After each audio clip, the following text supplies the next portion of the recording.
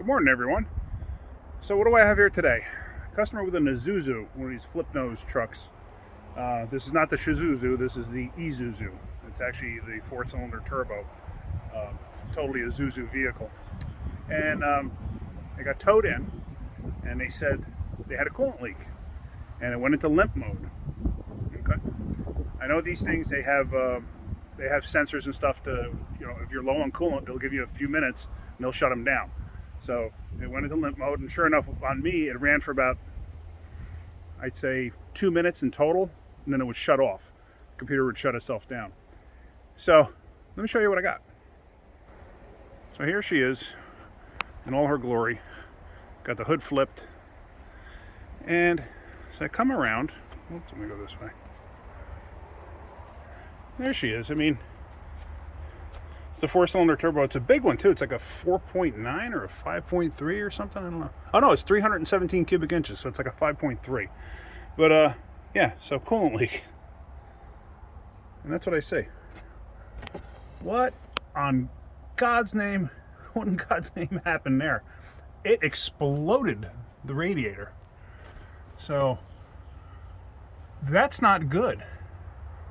I mean, what happened? I mean, did it blow a head gasket? Is it forcing compression into the cooling system that bad and it blew it apart? I mean, did it just have a fatigue crack and then cooling pressure blew it apart? I'm gonna walk around.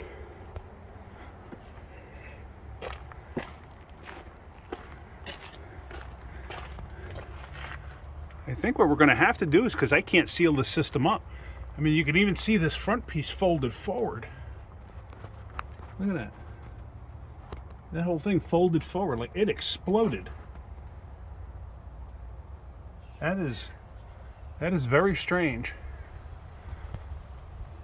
So I've actually never seen that kind of destruction in a cooling system before. So something bad happened. Oh, I just noticed. Notice something? No belt on this thing. That's not good. Why has it got no belt?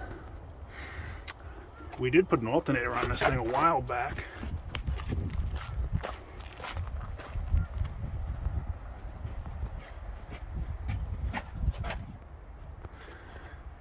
Alright, so there's the alternator. And the alternator has its own separate belt. But what, is there a tensioner missing? Or does it just run off the alternator itself? Let's see. I don't recall. It was a while back when I did this alternator. And the weird thing is, on these alternators, if you look on the back, it's actually like a vacuum pump attached to a drive that goes through the alternator. But yeah, I think it's supposed to have its own belt that, yeah, it must. I can kind of see. Let's see if we can get a little closer. I can kind of see. If you look down on there, you see the little white marks going around? So it must have taken the belts off for some reason. And it should have a match set. So I'm not quite sure what happened there. Alright, we're going to have to get belts on this thing and go from there and see what happened. Alright, so I'm going to have to order a radiator and get some belts. Hopefully it didn't damage the motor. I guarantee you this ain't a cheap motor. Well, see what happens. Get anything out of my videos, hit the like button. If you could, please subscribe. That's about it for right now. Have a great day. Keep wrenching.